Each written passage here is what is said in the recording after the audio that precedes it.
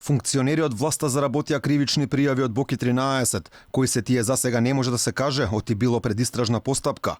Јовановскиот шутка беше спроведен во обвинителството, каде детално ги објаснуваше делата, поради кои бара кривичен прогон за повеќе луѓе. Ова го најави уште по изрекувањето на пресудата за рекет, кога порача рекетираните пари во Македонија да се бараат кај браќата Зоран и Вице Заеви. Дали станува збор за лица од државните институции, функционери или за приватни лица, односно луѓе што се надвор од државните институции и бизнисмени? Едни и други. И повеќе не ме прашувајте. И од еден и од друг калибар законот ме обврзува и не можам да коментирам.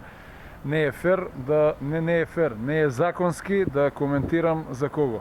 Толку може да добиете во смисол и за едни и од еден и од друг калибар. Како што кажа адвокатот на Јовановски, Сашко Дуковски, кривичните пријави се поднесени за повеќе дела. Станува збор за кривични дела, измама, злоупотреба на службена положба и овластување, давање на лажен исказ против законито влијание.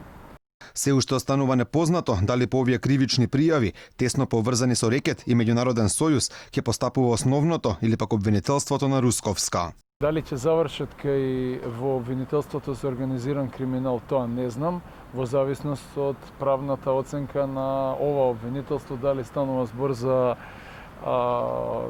действија што би можеле да се подведат под надлежноста на обвинителството за организиран криминал или на ова обвинителство. По пресудата за рекет, зашто Боки 13 доби 9 години затвор, тој најави дека во наредниот период ќе открие вмешаност на високи владени функционери во криминални дејствија.